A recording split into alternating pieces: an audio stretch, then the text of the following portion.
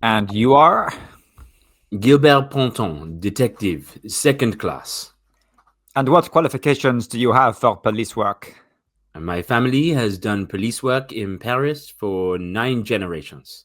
And before that?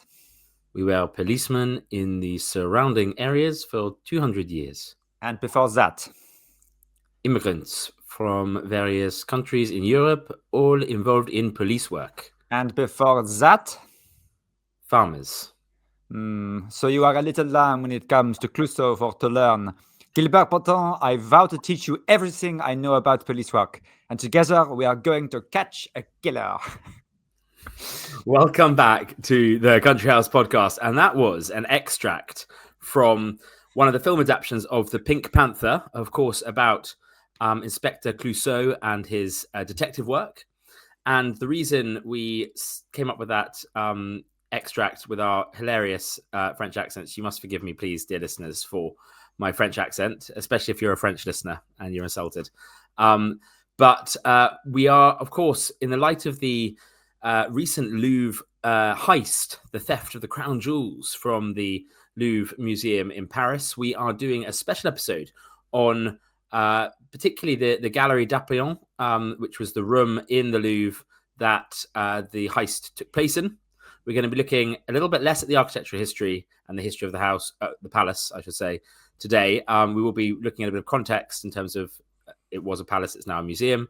But we're also going to tie in some interesting things about the heist itself and what the room's like where the heist took place. So, Rory, you have done lots of research on this and you were chuckling away when we came on the call. Can we start by just giving a bit of context? The Louvre on the banks of the Seine in central Paris, one of the most famous museums in the world. What was it before a museum and what is the Galerie d'Apollon within that building? Well, thank you for that, Geoff. And yeah, I mean, where to start with the Louvre? I think obviously it's an iconic building in the center of Paris. It's probably one of, if not the most famous museums in the world, filled with all sorts of amazing things. Paintings, sculptures, you name it. I think it's one of the oldest museums in the world as well, isn't it? I think the museum itself opened in 1793 in the palace. So before the French Revolution, or when was the French Revolution? I can't remember, but around that time, wasn't it? Just before, yeah, but sort of ongoing. So it was. I think it was. You know, because it's such a it's right in the center of Paris, isn't it? So it was right in the center on the Seine, and it's. I mean, the reason it's got so much stuff in it now is partly because Napoleon sort of nicked lots of things when he was being a megalomaniac, but there are lots of other things that that have nothing to do with Napoleon. But I mean, the Louvre is really interesting. It's a bit like a sort of. It was a fort, a castle in the center of Paris, which was gradually, expanded and made more luxurious as architecture became more luxurious. But one of the reasons it's so large is it became a little bit like sort of. I write about it in my book actually, and there's a line I think I'm going to be told I'm going to have to take out, which is like it's a bit like the sort of France's answer to the HS2 project. Sort of every king decided they wanted to add another bit, and then sort of ran out of money or kind of forgot about it or had to flee from Paris before they had the chance to finish it. So the Louvre was this enormous building that was never really finished. It has lots of different periods of architecture within so many different periods. Yeah, I mean, it's really kind of like we look at houses like Neville Holt, for example, which have developed organically over different, pretty much a wing from every century from the 15th century onwards. But what's interesting with the Louvre, I think, is just on a scale that most chateaux in France and most palaces in France were built of a piece. They weren't country houses, and therefore the Louvre is sort of an exception to the rule in France, but it's also sort of on steroids, isn't it? Because it's sort of we've got no country house in England, like on the scale of the Louvre, apart from maybe Hampton Court. I was just thinking. I mean, that's as close as we get to it. I mean, but the Louvre's nuts. I mean, it's like everyone also thinks they know what it used to look like. Like it's this great big sort of symmetrical jobby with the two big arms that extends into the park.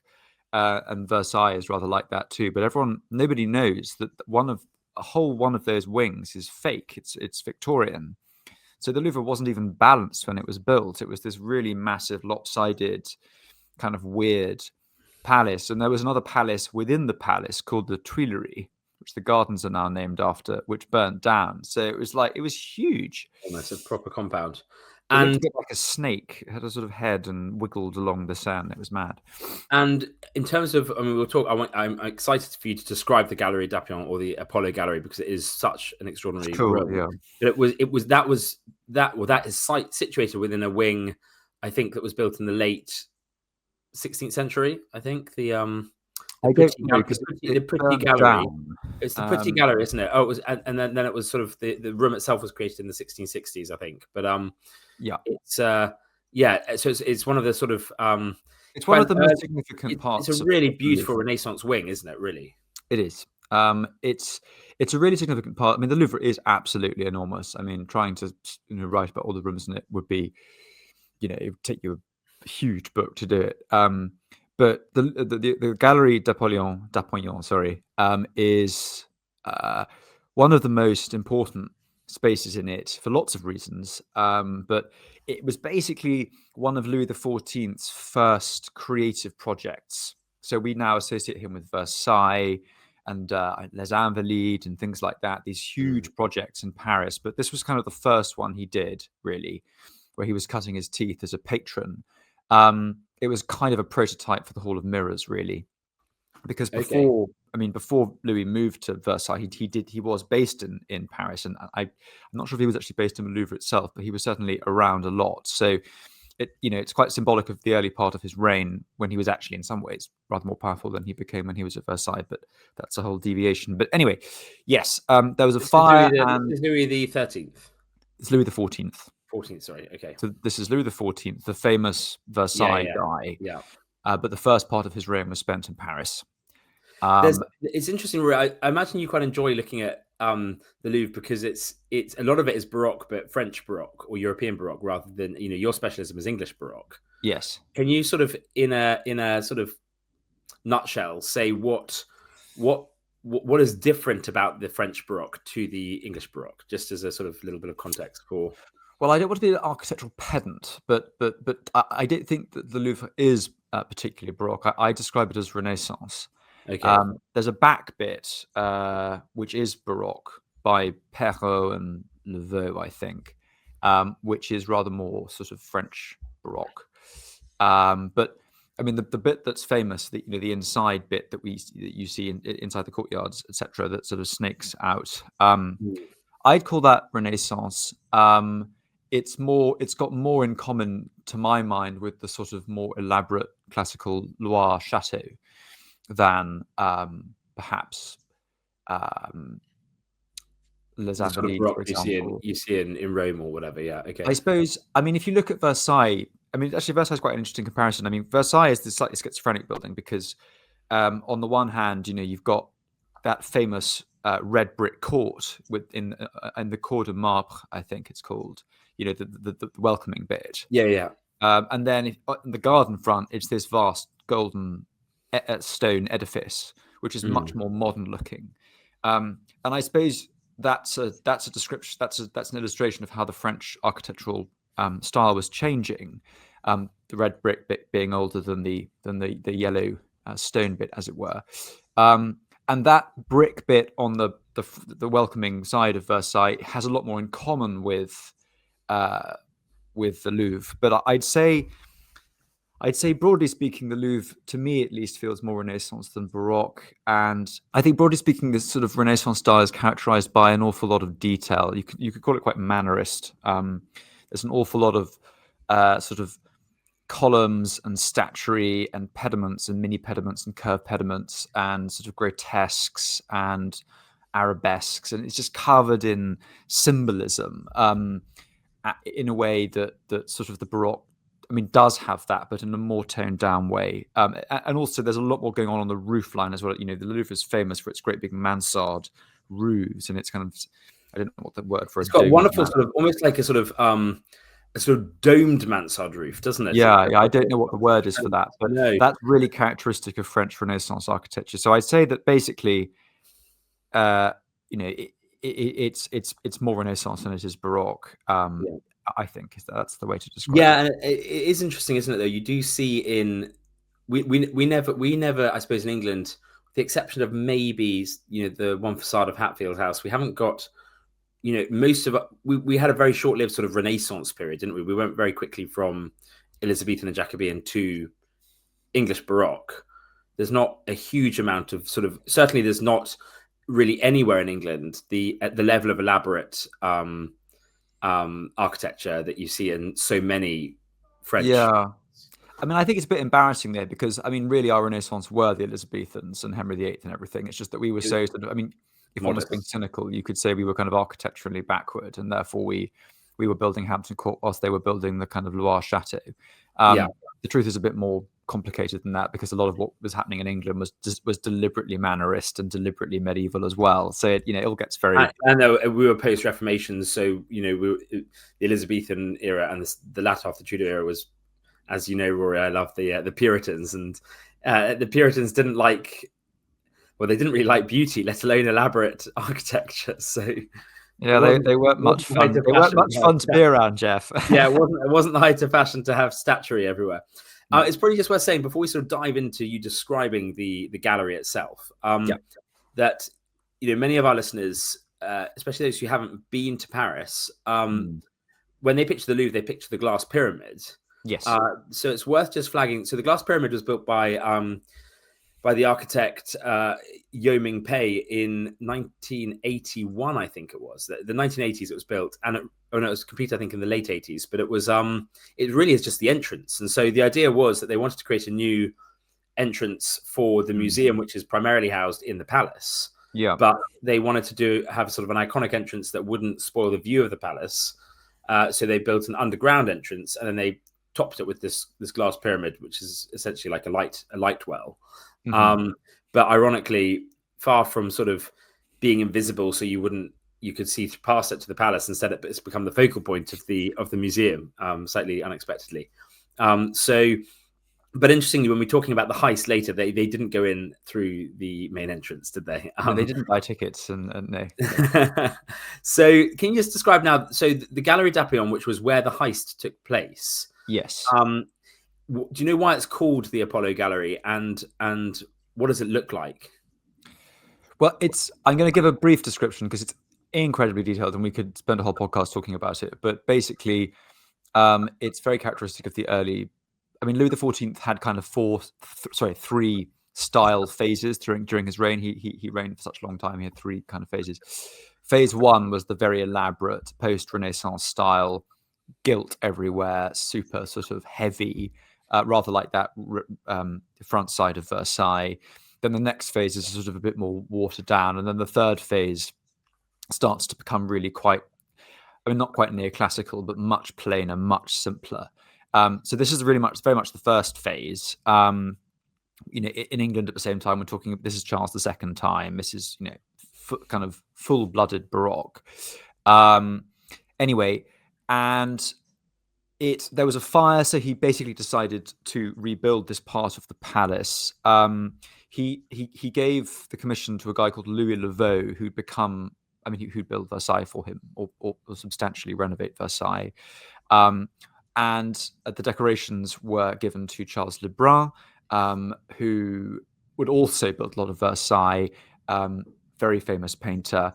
And this was overseen by Colbert, who was really, in some ways, Louis's most successful or competent minister, and sort of chief minister. And so it really was the kind of dream. He was nicknamed Le Grand Colbert, wasn't he? He was, and he really kind of revolutionized the finances of France at the time, which allowed Louis to be so powerful. And then after Colbert dies, I mean, basically, Louis can never quite get the mojo back in some ways. But so the dream team basically came up with this gallery. So it really does signify a meeting of incredible minds before Versailles. There are loads of themes, but the main theme in the room is around the movement of the sun. It's when Louis is beginning to experiment with this idea of being the Sun King. Apollo is a sort of, in classical mythology, is a metaphor for the sun. It's a kind of prototype for the Hall of Mirrors. And the room itself is kind of, our equivalent in England would be a long gallery, wouldn't it? It's sort of quite narrow, but really, really long. Well, not that long, a long-ish. I mean, it's long. Given how elaborate it is, it's long, and it's not kind of Unfortunately, the problem is that because the Hall of Mirrors is so incredible, it now makes the Apollo Gallery look rather less impressive. But it's still, in and of itself, and at the time, was deeply impressive. There's not an inch of undecorated wall, is there? Or ceiling? No, and it's completely overwhelming. I mean, there's a wonderful quote by Henry James, the famous American novelist, when he visited in 1856. He wrote the following. I'll read it to you because it is absolutely marvelous. He says, "The gallery was drawn out for me as a long but assured initiation, and seeming to form, with its supreme coved ceiling and inordinately shining parquet, a prodigious tube or tunnel through which I inhaled little by little. That is again and again a general sense of glory. The glory meant ever so many things at once, not only beauty and art and supreme design, but history and fame and power. The world in fine, raised to the richest and noblest expression." So I think that gives you a taste that's of what lovely. this. Yeah. It's good, isn't it? But it's sort of become, I mean, it's had a renewed significance in the 19th century. I mean, the whole Louvre had again, very complicated history. But when France became a republic, it was decided that the gallery would basically become the equivalent of the vault of the Tower of London. And that was where they were going to put the crown jewels. And this was a really controversial subject at the time because, France had just become a republic again. Crown jewels were not a terribly popular thing to have around. So most of the crown jewels, I believe, were sold, but they kept the really important ones as historic artifacts. Do you know why they chose the Galerie d'Apion for it? Was there a symbolic reason for that particular room?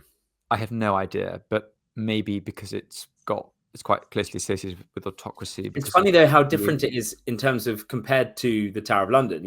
The Tower of London is a austere. Well, it's not a palace in any way. It's no royals ever lived at the Tower of London. It was a prison, and yet they keep. It's interesting in terms of the contrast between when you see our crown jewels, the room that you go into to see our crown jewels, the room is nothing. It's almost interesting that, it's like a blank canvas, the room at the Tower of London where you see the crown jewels, and so the crown jewels stand out. Whereas I wonder if visiting the crown jewels, the French crown jewels in the Galerie d'Apion, whether the beauty of the room almost detracts from the beauty of the jewels. Perhaps. I mean, I should just add that the Tower of London was a palace, and it was lived in until, I can't remember who it was exactly. I think the Tudors had used it as a palace from time to time, but after that, it stopped being one. Okay. But the I don't know. I think I thought that too. I think it is interesting. I mean, they've only got the French state only had 23 pieces. I think 23 pieces of the crown jewels left because all the rest were sold because they didn't want to inspire another coup d'etat and have lots of jewels for the new king to wear. I quite like how sort of by having less bling, you're somehow less tempted to become a king. But can you tell us about some of what those? I mean, pre-Heists, what would you see? We'll get onto the jewels a bit later, but I think you're absolutely right. It is strange that they put them in there because it's such an overpowering room. I suppose maybe it's something to do with Louis XIV, and maybe it's actually they don't want to emphasize them that much. I mean, compared to the Tower of London, this is again a republic, a very proud republic. The crown jewels, I don't know if maybe they're less significant to them perhaps than they are for us. I'm not sure. Interesting. Okay. And now let's move on to so the crown jewels. When were they first housed there? From the late 1887. From 1887. So they've been there since 1887. And now let's fast forward to 2025. Yeah. Because less than a month ago, 88 million euros worth of crown jewels were stolen in a heist. And we're going to talk about this. But can you tell us sort of, firstly, what is the background to the heist? What did the robbers take? Has there been a heist in the Louvre before? Firstly, there has, and I'm going to answer irritating all of those questions afterwards, Geoff.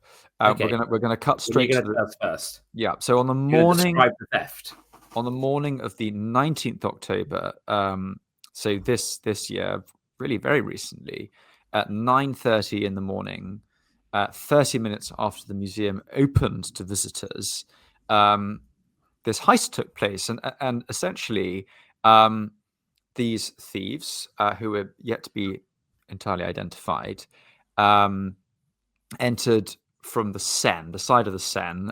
They had a sort of what's the word? They had a sort of a furniture lift that they used to get up to the window. They wore yellow and orange vests to look a bit like construction workers.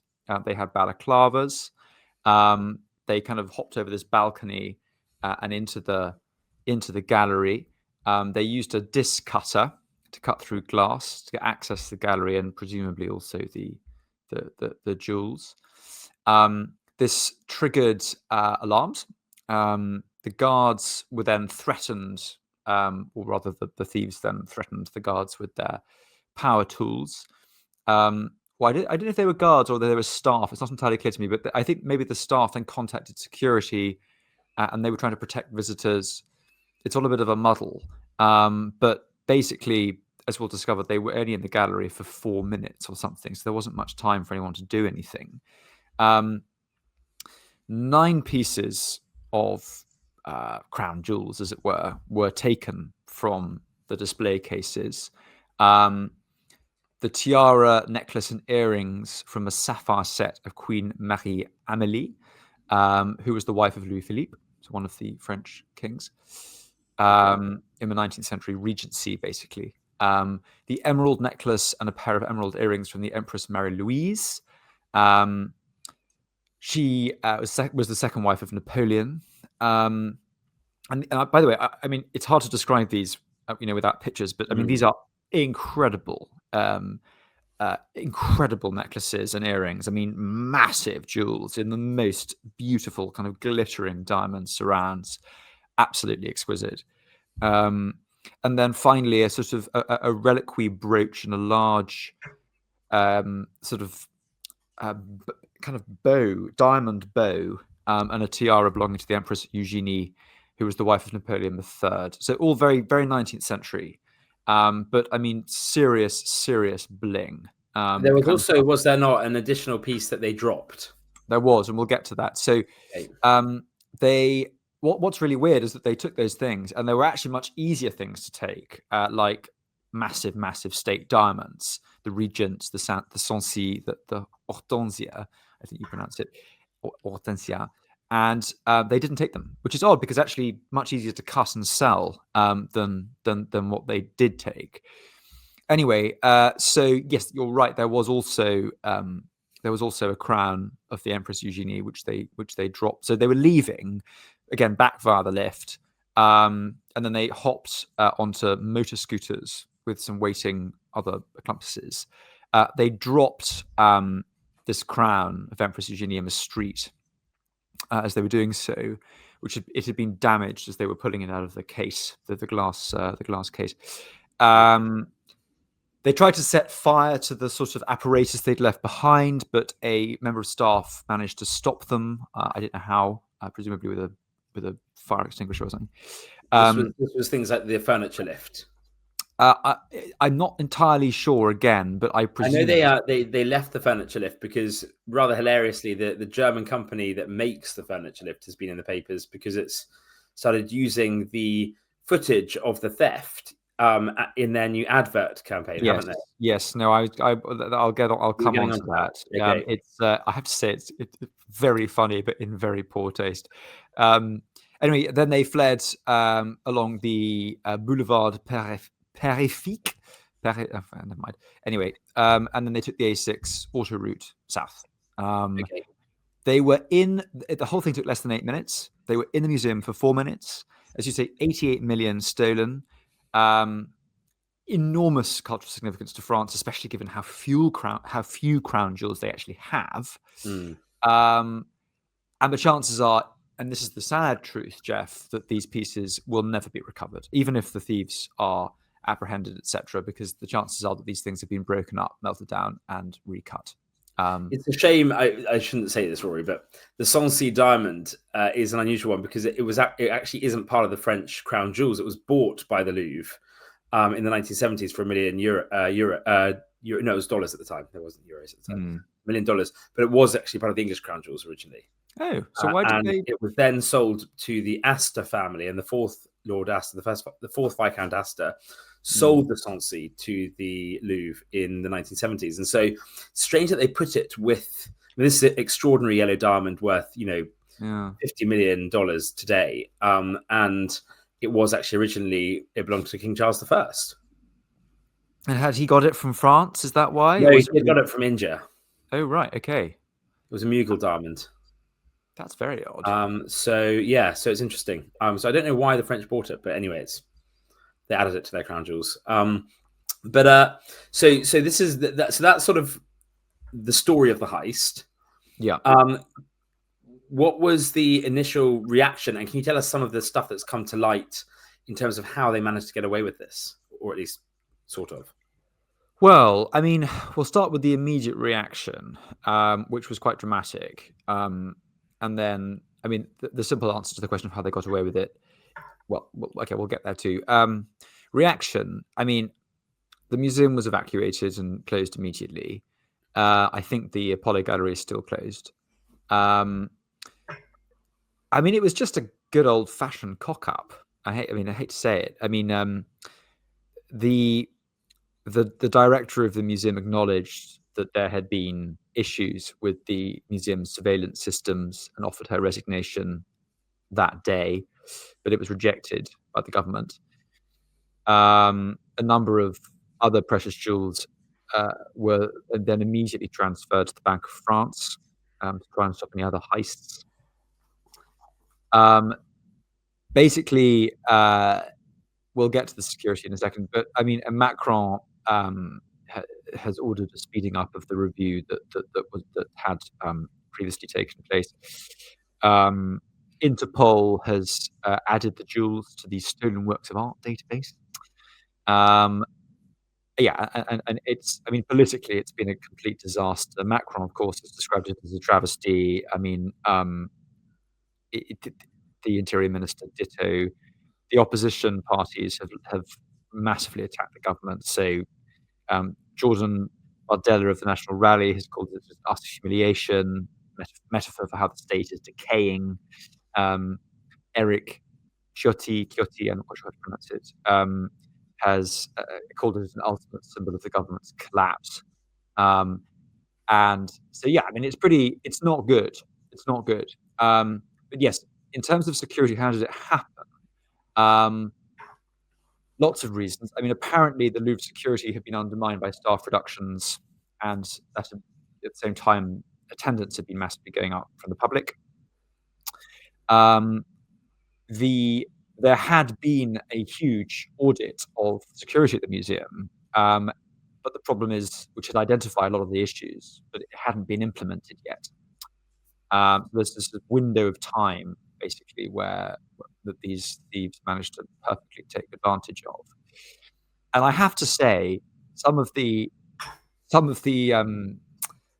things they found were really shocking, Geoff. I mean, this is sort of real B-Tech security, but there was insufficient CCTV coverage. Only 39% of rooms are monitored by cameras, and the one in the Apollo Gallery was facing the wrong way. So, I mean, just catastrophic. 1 in 3 rooms in this part of the museum just doesn't have any coverage. As far as I understand it, the local alarm didn't work when it went. It should have worked and didn't go off, but the wider alarm system did. But perhaps most catastrophically of all, it's been discovered that the Wi-Fi password to get into the restricted areas of the Louvre was, in fact, Louvre.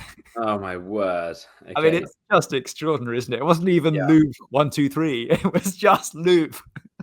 That's amazing. That's madness. So. Yeah, and the sad thing I think is, Rory, is that, well, not the sad thing. The scary thing is that this wasn't even the first heist, was it, at the Louvre? So they've had a theft before, and not even that long ago. What was it, 25 years ago or 30 years ago? And a painting was stolen, wasn't it? And you would have thought that would still be fresh enough in certainly some people at the museum's memory that they would make sure everything was sort of up to date. And they haven't got it back.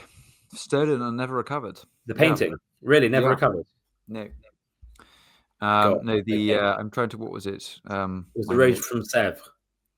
by Jean-Baptiste Camille Corot. Yeah, stolen in 1998, and it's never been found. That's mad. But there is some, the investigation, obviously is in full kind of, the Clouseaus of France are kind of gathering to try and work out what's happened. And there are an awful lot of people working on it. I mean, I've seen stats of 60 and then 150 and everything in between. Obviously, they're doing all the DNA fun stuff and fingerprints everywhere and all that kind of stuff. Apparently, they recovered power tools, a blowtorch, gloves, a walkie-talkie, all that kind of jazz, from which they have managed to find DNA. 2 people were arrested on the 25th of October.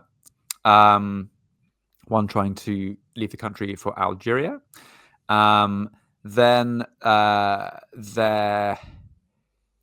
Interestingly enough, both of them were known to the police from previous burglary cases. Okay.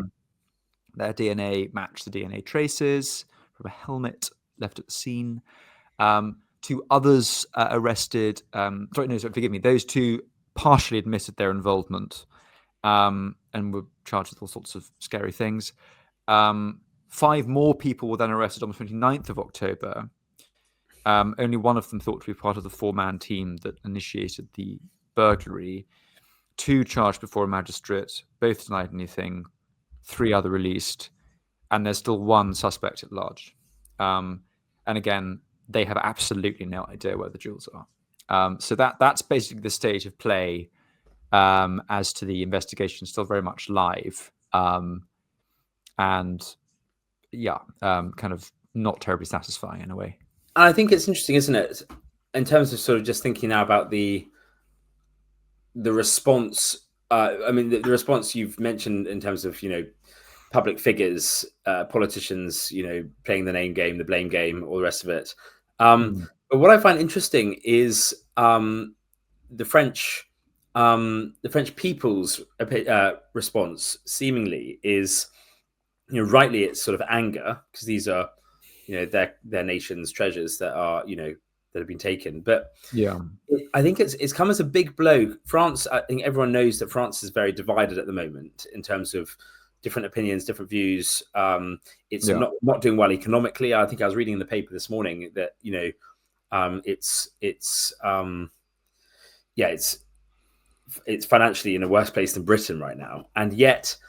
No, that's I suppose, well, I know, which is quite interesting. But what's interesting with that is it feels, I think, from what I've read, the French people, I think, are very angry because this is an attack really right on the heart of what symbolizes France's history. I mean, this is a former royal palace, one of the most beautiful rooms that showcases French craftsmanship and aesthetic taste.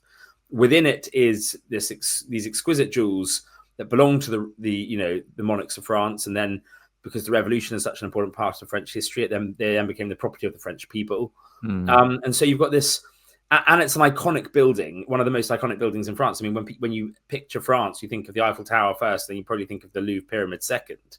And so it really is. It's like, I suppose it is like, the crown jewels in Britain being stolen, but in some ways it's more because our crown jewels still symbolize the monarchy that we've had for 1,000 years, whereas the French crown jewels symbolize so much more turbulent history, and it's finite. It's not like their king can rustle up another one. I mean, once they're gone, they're gone. And I think I agree. I in a way, I mean, I know whilst I'm sure the French have a more complicated relationship with their crown jewels than we do in Britain, it's fair to say that it's probably a more intense relationship in some ways. And so this makes this all the worse, or the sadder, because as I outlined earlier, the chances that these jewels are still in one piece is pretty unlikely.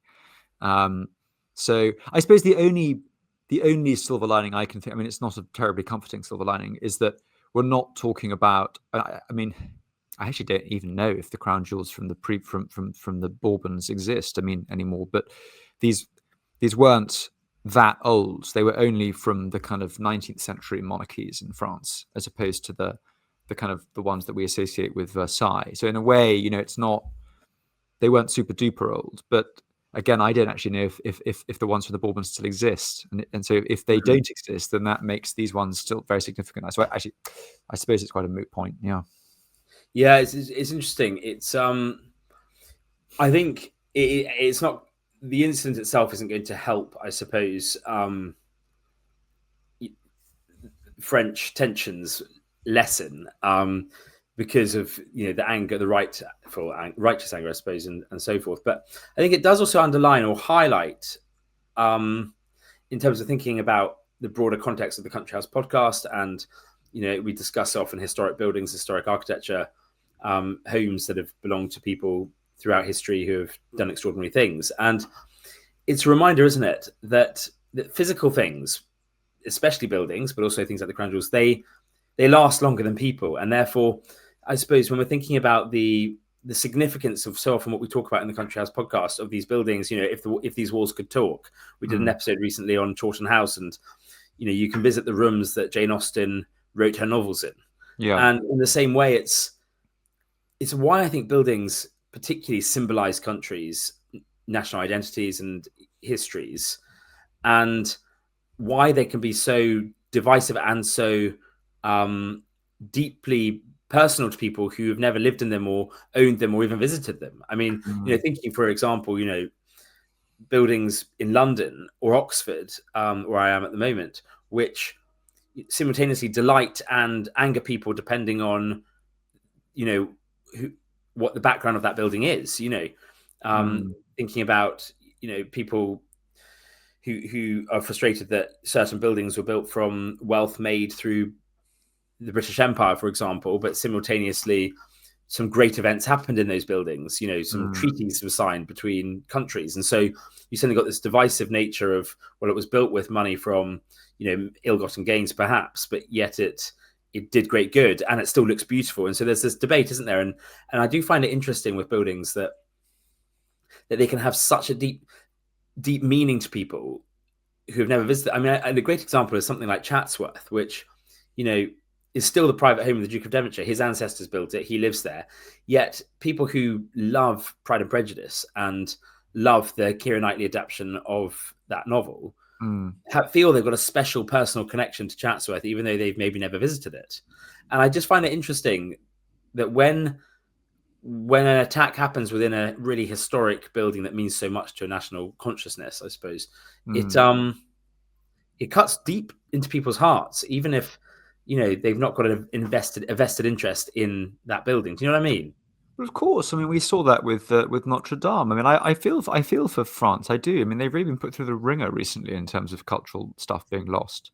I mean, the Notre Dame fire was awful. Yeah. And I remember the night that happened very clearly. It was so sad. And I think the way they've come back from it's really impressive. But I suppose we should probably talk a little bit now about the other time. The other famous time that there was a heist from the Louvre, because this is one of many heists that have taken place, one of which is particularly famous. So tell us about, I mean, I assume you're referring to the Mona Lisa. I am. Tell us about the Mona Lisa heist. Well, everyone, the moment you've all been waiting for. It happened in 1911. There was a guy called I think it's Vincenzo Perugia, who was a former employee of the museum. He doesn't sound French. No, he's not. Well, that's quite crucial to the story. I mean, well spotted, Geoff, with that excellent French accent you revealed earlier. Yes, so he was Italian, well, Swiss Italian or something like that, and he was a kind of cleaner and reframer of the paintings of the Louvre. And he actually, I think, helped make the case, which encased, as it were, the Mona Lisa itself. Anyway, he one day decided he entered the Louvre in a white smock, which after he'd stopped working for the museum, but he knew how it operated, so he wore a white smock. This was 1911 again, and he entered where all the other workers entered. The museum was very quiet because it was during the weekly closure day and during the summer holidays, so there really wasn't much going on. And he just went into the gallery. The Mona Lisa was not nearly as famous as it is now. Lifted it off the wall, It was partly thanks to this theft that it became famous, wasn't it? Quite, yeah. He removed the case that he had helped to make off it, wrapped it in the smock that he'd worn, and was let out by a plumber who thought he was a worker.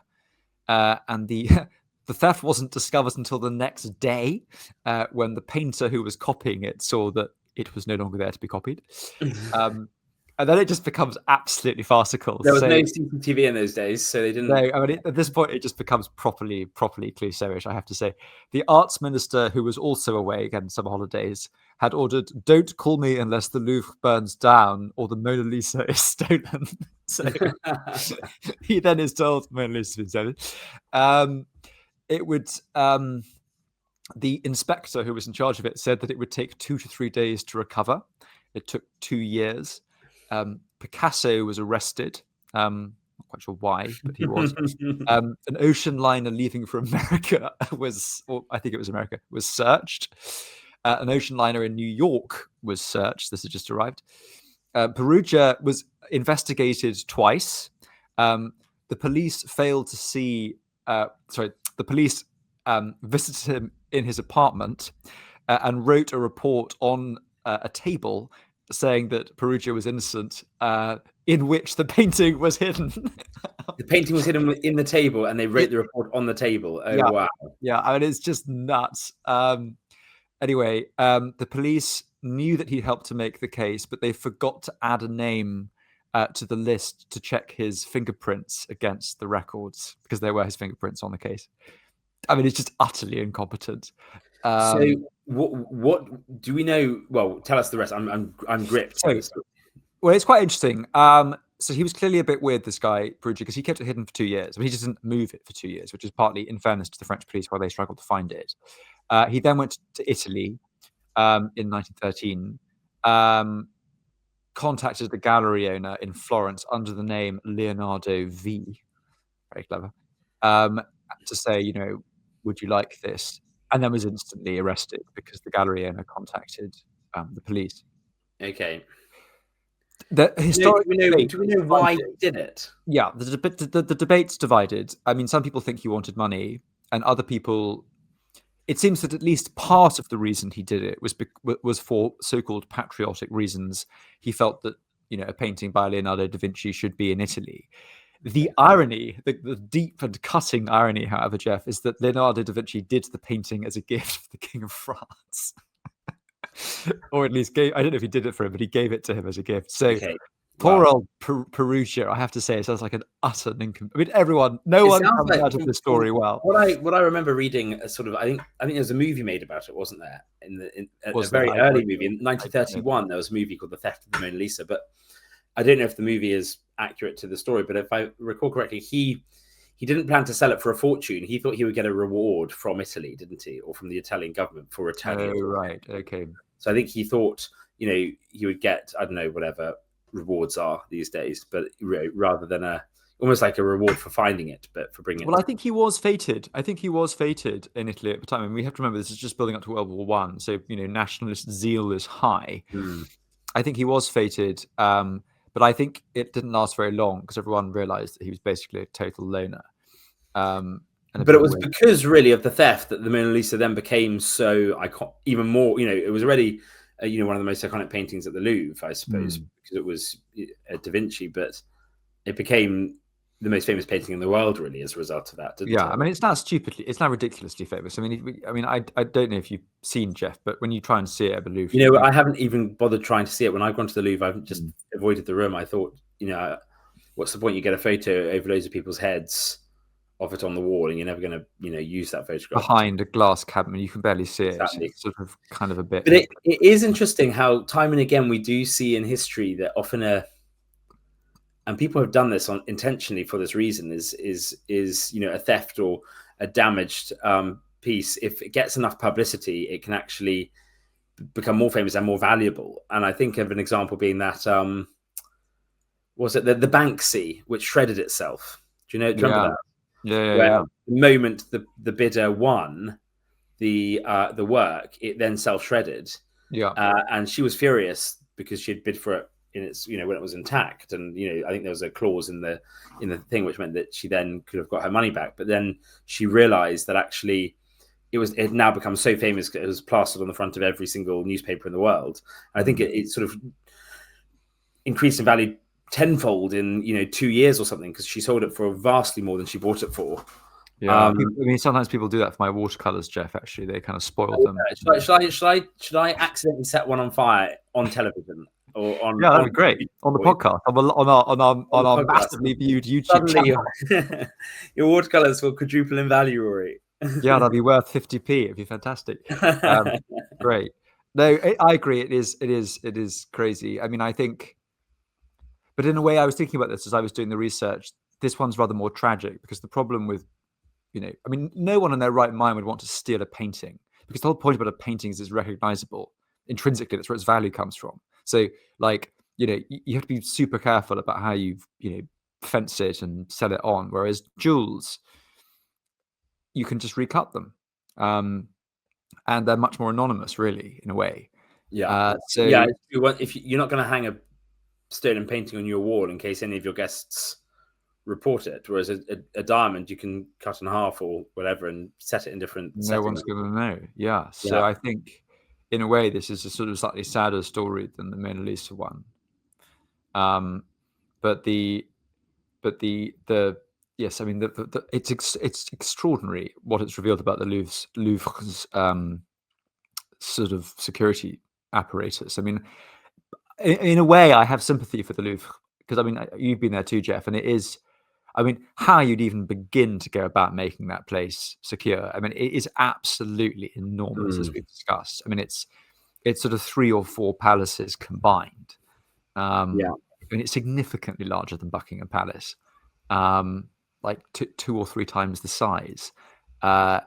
It's just what I suppose is slightly extraordinary is that the room with the crown jewels in it, which is sort of really incredibly valuable, was sort of so easy to get into. But now tell us about the advert that the German company has used, Rory. Oh yes, the advert. Of course, the advert is absolutely hilarious. I mean, it's hilarious, but also, I have to say, incredibly tasteless. Let me just find my notes on it. Put it somewhere.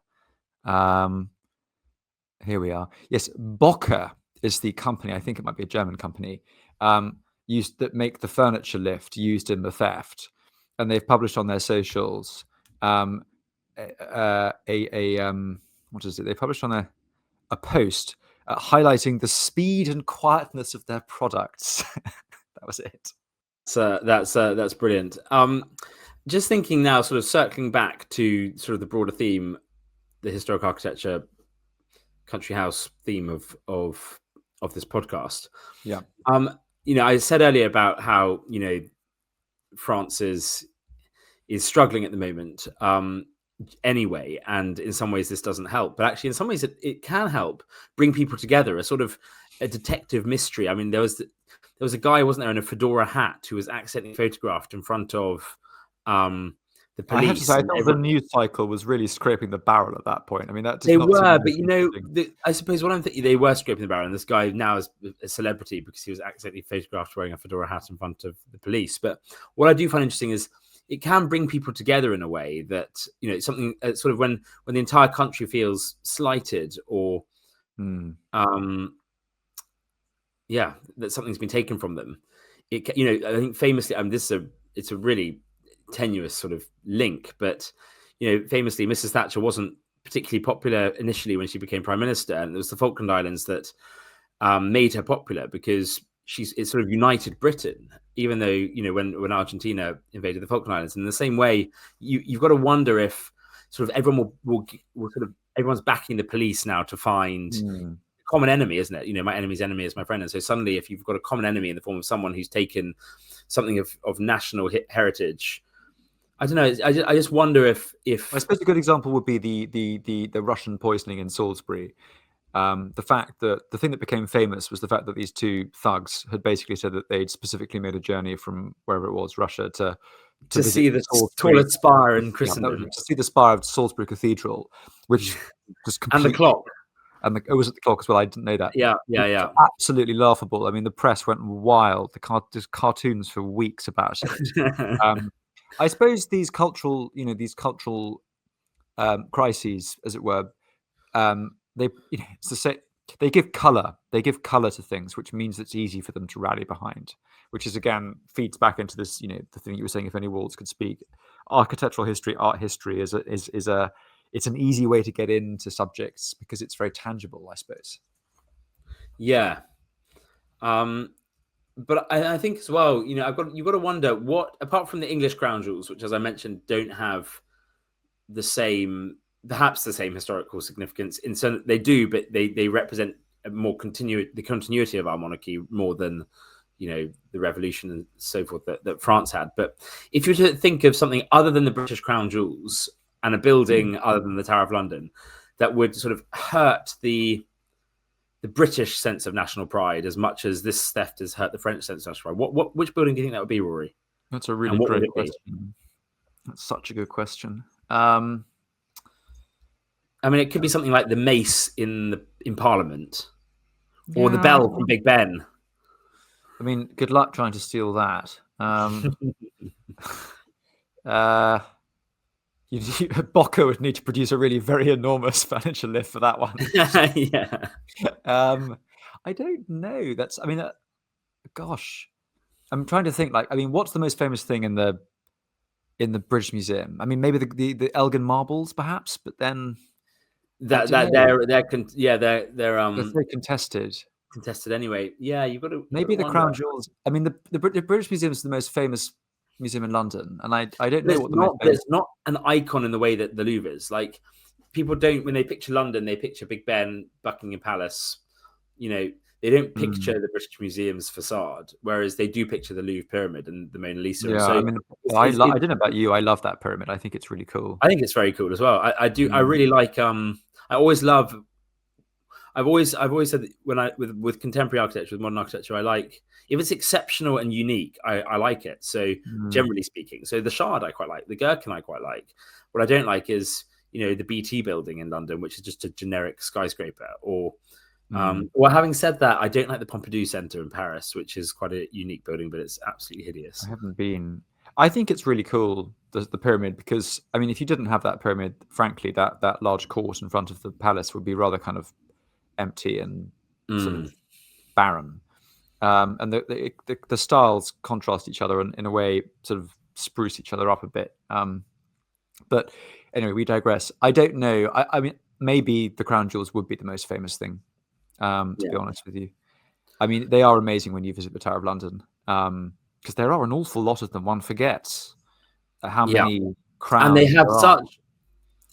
have such significance, in part because we've still got monarchs descended from the monarchs that they were made for, but also they represent so much in terms of if there were gifts from other countries and other royals, but also the religious significance. Of course, for us in England, the monarch is the supreme governor of the Church of England, and so the supreme head of the Church of England, and so there is something a bit holy about visiting them, isn't it? When you go into that sort of, have you been to the sort of underground? Yeah, but I was actually at the Tower. I actually went last week or 2 weeks ago to see the poppy display they got in the moat, right?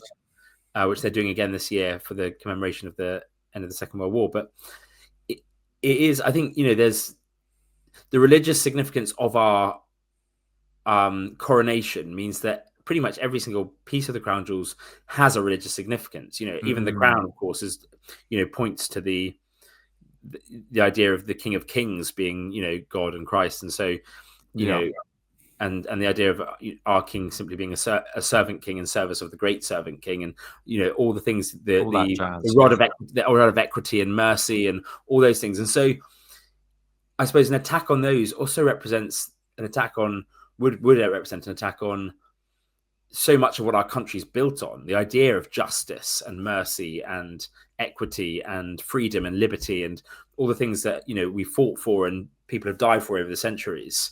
But I don't suppose they're all sort of embodied in different aspects of, and of course our monarchy, like the French monarchy, did evolve. I mean, we did kill a king, but then our king came back. But we didn't, we're a constitutional monarchy now, right? So our king has no, real tangible power in the way that he has, soft power, but not in the way that King Charles I had. And so that in itself represents the fact that the crowns that we all the jewels that we see in the Tower of London were once held by monarchs. Edward the Confessor's throne, for example, there were monarchs who were crowned on that throne who were, absolute authoritarian sort of de facto dictators back in the sort of 13th century, and today it's a completely different monarchy. And so it represents 1,000 years of history, those pieces. And I suppose it's the same for the French crown jewels and the palace that they're housed in. It represents 500 years of history. I think that I think the feelings in both countries are strong, but for very different reasons. Basically. Well, it's been quite fun doing an episode, Rory, on a heist. On a heist. You know what we should do? Actually, I know we're going to do this because I had a message from my friend Charlie Scott, who you met briefly, Rory, at the Neville Holt Festival. Charlie Montague Douglas Scott, his father, the Clue. Yeah, and of course, they have a Da Vinci which was stolen and recovered.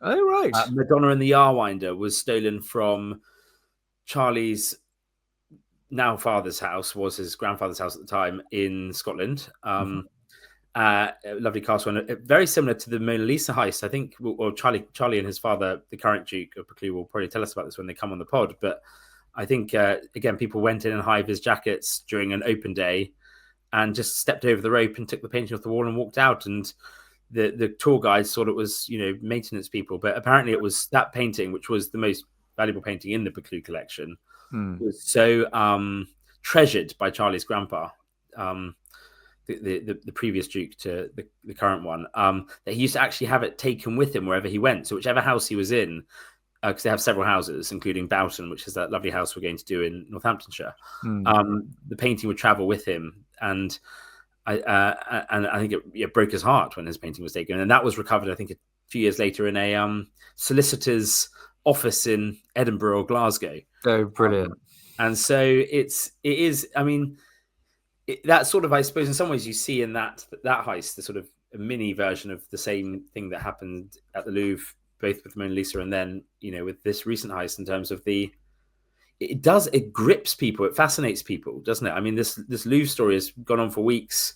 It's still in the papers because people are really interested. People love a mystery, and especially when it doesn't involve a death, it kind of makes, I was going to say, it makes it more like fun and interesting rather than sort of morbid and scary. Do you know what I mean? Yeah, and I suppose, yes, exactly. I mean, maybe we could do a maybe our listeners, lovely listeners, you can message us with your sort of favorite heist through history. I mean, there have been some, the Stone of Scone, for example. We know about the Stone of Scone heist that we did when we did Scone Palace. So if our lovely listeners have any favorite heists from history that they want to tell us about, we will give you a shout out in our soon to be resurrected Q&A sessions. And on that note, I think we'll wrap up. So Rory, thank you so much for doing so much research. It was a really interesting episode. Forgive us again, please, listeners, for my terrible French accent. Rory's is better, but Rory's a thespian, so he's naturally going to be better. And do join us again very soon. Thank you so much. Bye-bye. Thanks. Bye-bye.